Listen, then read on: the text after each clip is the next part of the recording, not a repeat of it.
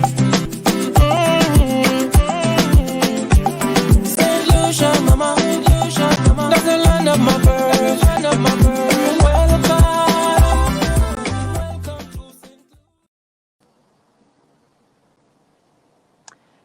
morning, everyone. What am I doing? Bonjour tout le monde. Jodi a c'est vendredi. Il disait, et puis pour conversation, a cabawea. I was forgetting myself. Good morning, everyone. It is Friday, 10 a.m., and it is time for Rum Shop Talks. I am super excited for today's presentation. I will be making you guys, it's called a Dirty Zest Tropikal, and dissecting the movie Life as We Know It. I know that you guys may be thinking, what does a movie have to do with estate planning?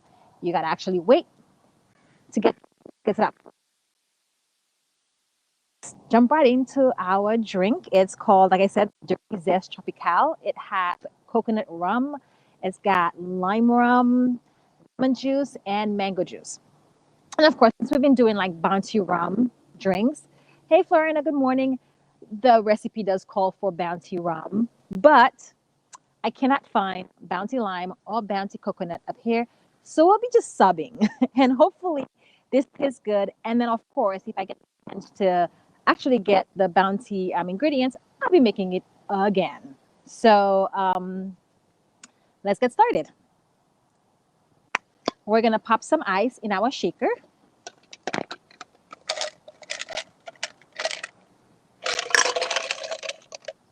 There we go. More or less than that. And then we are going to add our ingredients. 1 ounce shot glass here. And so we're going to start off. I'm using rum, but you can use whatever coconut rum you have.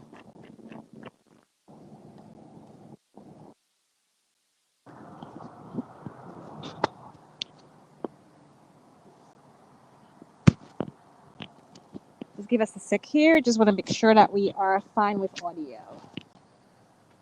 There we go. Hopefully that worked better. I'm going to put, it's 1.7, well, it's 0.75 ounces. So I've got a 1 ounce shot glass, and so I'm just going to like not fill it all the way to the top.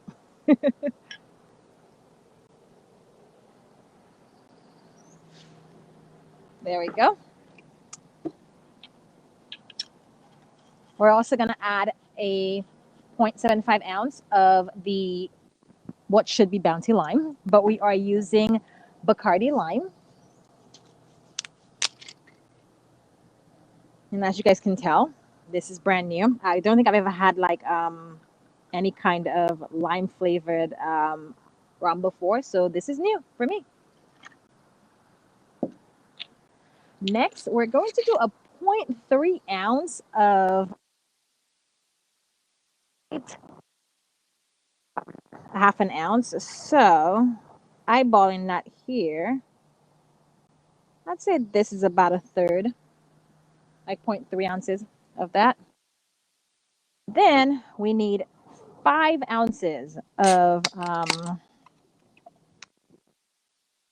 I'm going to switch to my 2 ounce to get us there a lot faster. 1, that's 2,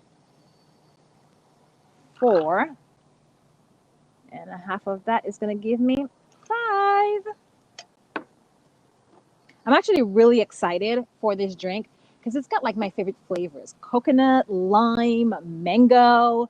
I'm like, I don't know what could be better. So we're just going to shake this right here, and we're going to pour it out.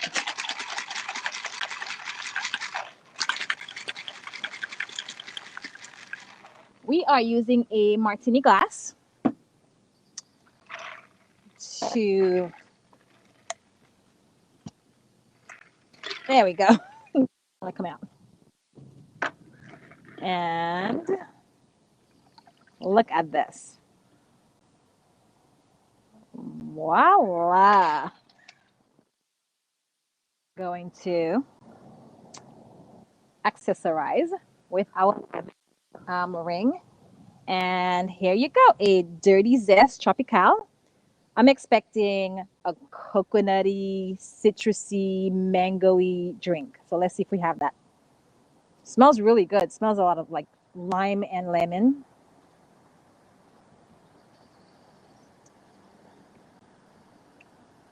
Oh, that is really good. Mm, yes. I'm telling you, the last couple of drinks have just been so delicious. They make me want to drink and do day drinking on a day I have to get to work. Hey, Tess, good morning. Um, this I have to say is a must try. It is so good, and because it's nice and warm, it is like the perfect like just fruity Caribbean drink to quench your thirst. So that is a must do. We are going to pop the recipe on the comments below. So after the show, so if you want to try it, and I do encourage you to try it, um, of course it's like right here, but we'll be posting it down below so you'll have it and be able to try it if you want. And now we are going to move on to our legal. In the preview. We will be discussing the movie Life as We Know It. Because of this movie, it's on Netflix right now. And I was like, I read the synopsis and was like, watching, got busy, never got back to it. But this week, I actually, decided to get back into it again because I really wanted to see what the movie was about based on the synopsis. So, the movie Life as We Know It stars Katherine Heigl and Josh, that's his last name, and it is about a couple who, so a couple has a kid. The couple dies in a car accident, and their friends are going to be, well, the friends end up being their children's guard, sorry, their daughter's guardian. And of course, it is Hollywood, so it does end happily ever after. um, Watching the movie, a lot of like what I popped up, which I think is very, it's a very good movie to describe our parents with young children out here. So, on a date, girl, home with maybe they have been involved in a car accident,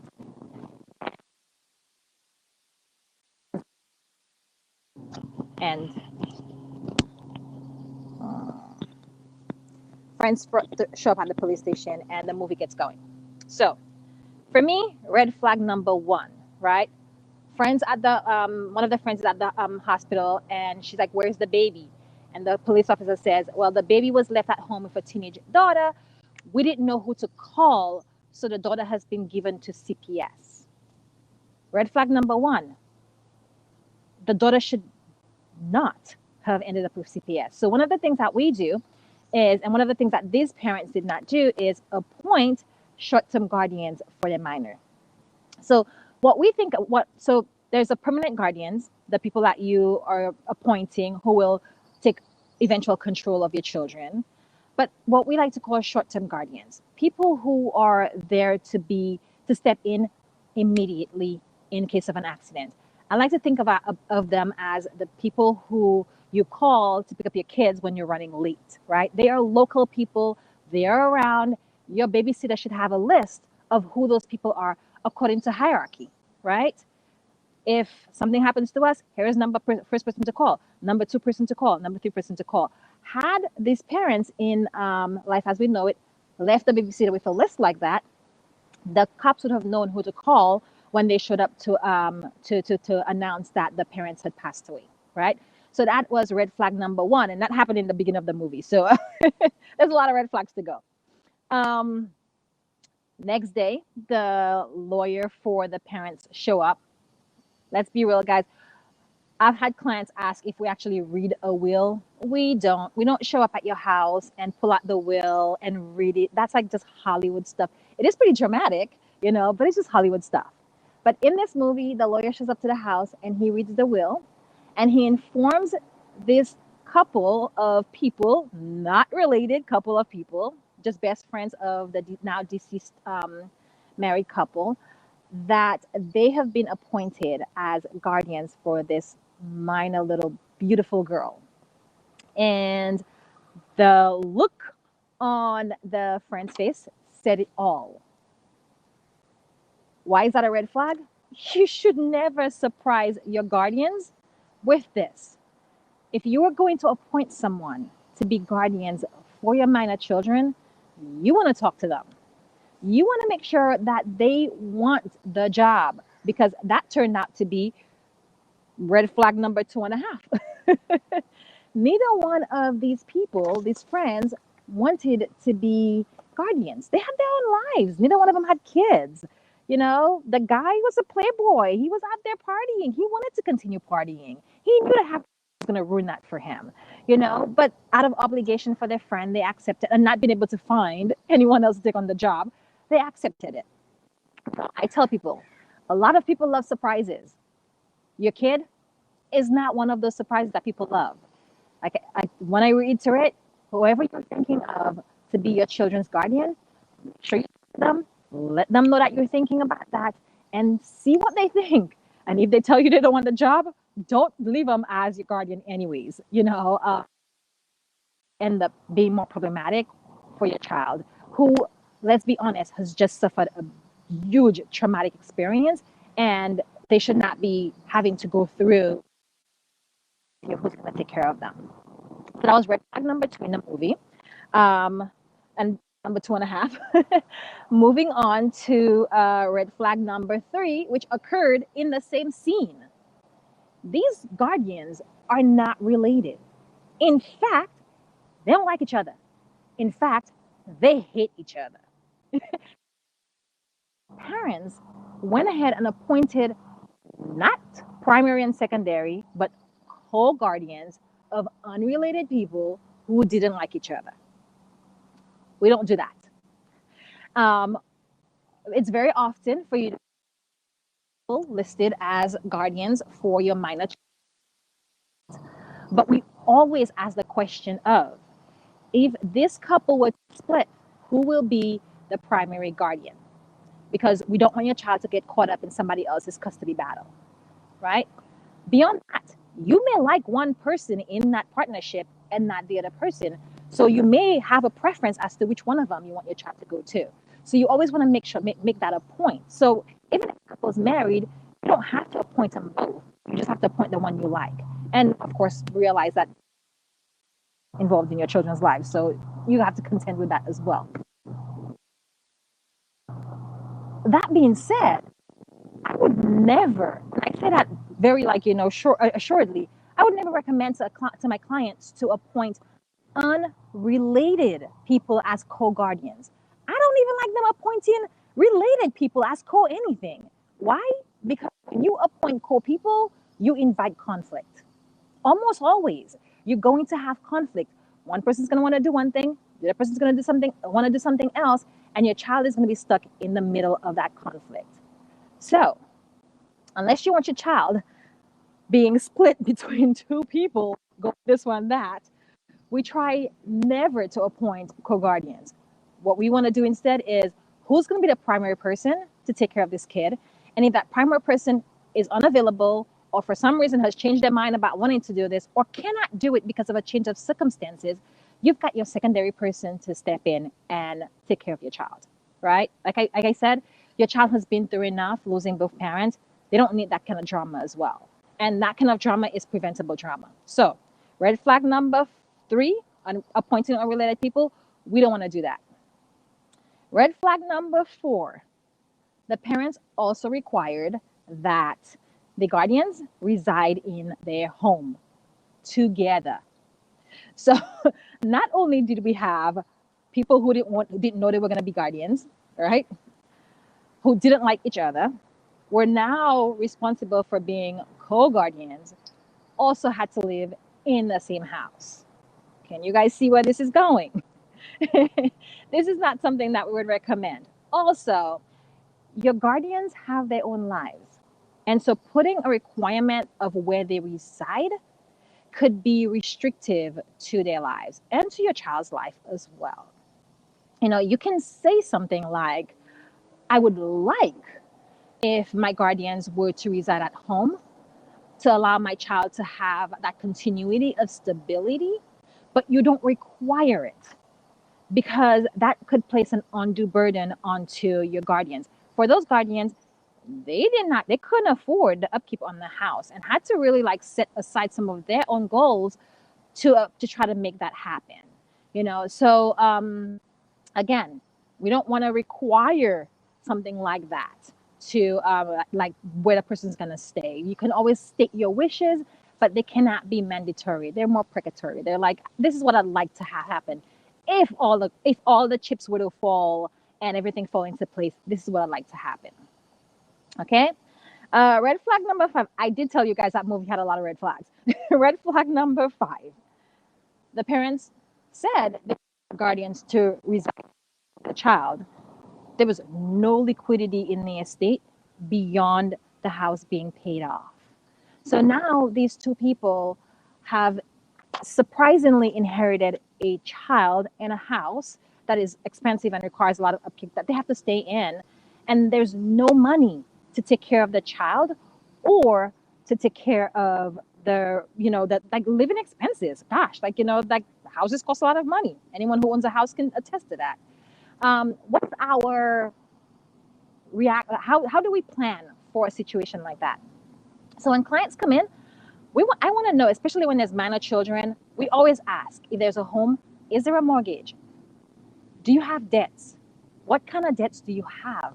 Is there a plan of when that debt's going to go away? Some people have debt and they're like, yeah, we plan to pay this off at the end of the year. That's a different kind of thing, right?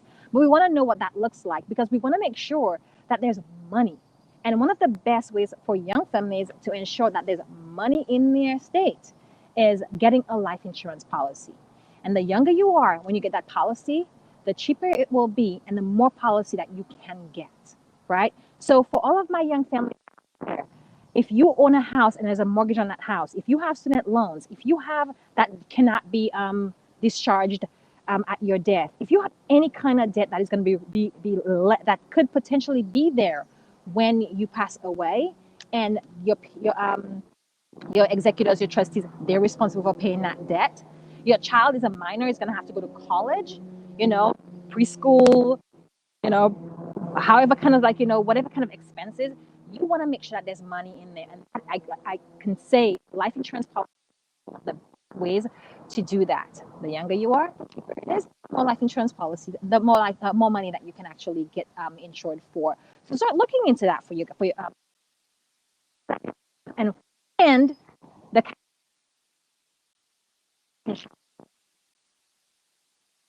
policy to cover all of those obligations. It's one thing to have. It's of course it's better than having nothing at all, but best to be overinsured than to be underinsured and have a shortfall in meeting those obligations, especially when there's a minor child involved or minor children involved. And we get into red flag number 6. There was no the child. They were not parents, so were not things that they baby eat. How to soothe the baby. And those are like the small day-to-day things that you can figure out. But when you are thinking about and you are thinking about them being raised, sure that you are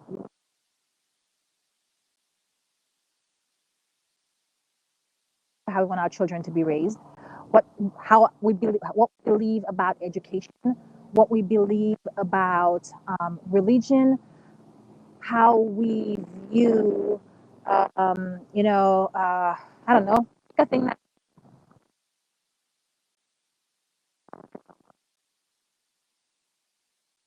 as to how your children are raised. So if you have very strong views on this stuff, you want to make sure that you're leaving instructions. And again, those instructions are not going to be mandatory instructions, but they're precatory. It's like, here's how I would like my child to be raised. Here's our philosophy on education. Here's our philosophy on religion. Here's the things that we believe in that we'd like our children to be raised around. We want to raise good, kind kids. We don't care about competitive. Or we want our kids to be super competitive. Whatever that is for you and your spouse, whatever that is for you as a parent, you want to be leading your guardians with some kind of guidance so that your children may end up being raised as close to what you would have been able to do if you were around to take care of them. And let's be honest, that's the goal, right? It's like you have children, we all have those big dreams for them of what we see them being, where we see them being, the lives that they're going to have. And so, going through your estate plan, you want to make sure that you are equipping the person who may end up taking care of your children to be as successful as possible, right? So, we want to make sure that we're avoiding red flag number one, having our list of who to get into, our priority list of who to get in touch with. If, for God forbid, we don't make it home, neither one of us make it home, and we leave our children at home with a minor, with a minor. Leave your child with anyone, but definitely if you leave your child with a minor, we want to make sure that there's a list, right? Red flag number two: do not surprise your guardians. Talk to them, let them know that you're thinking about appointing them. Number two and a half: make sure that they want the job, because if they don't want the job, your child may end up with no guardian when you pass away. Red flag number three: appointing unrelated people as co-guardians. In fact, we try to avoid co-guardians, but if you do want to make sure you do them, ideally they're related, and that and there's a contingency in place there, and your children don't get caught up in people's drama. We want to avoid drama as much as possible. That's probably tenet number one of estate planning. How do we avoid drama?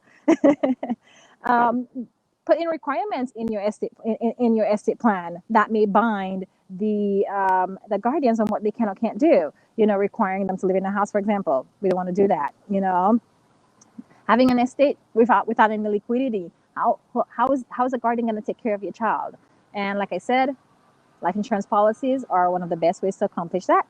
And red flag number 6: leaving some guidance so that the person who's raising your child knows what they're doing. Hopefully, this is helpful for you guys. And of course, don't forget the dirty Zest, the Tropikal. Go make your own for your minor children. Because these parents went on a date and thought they were going to come home. Okay? And of course, go watch the movie because it's actually fun. It's actually a funny movie to watch. So go watch it. As always, thank you for stopping by. Have a wonderful Friday, a wonderful weekend, and we'll see you guys next week for another episode of Rum Shop.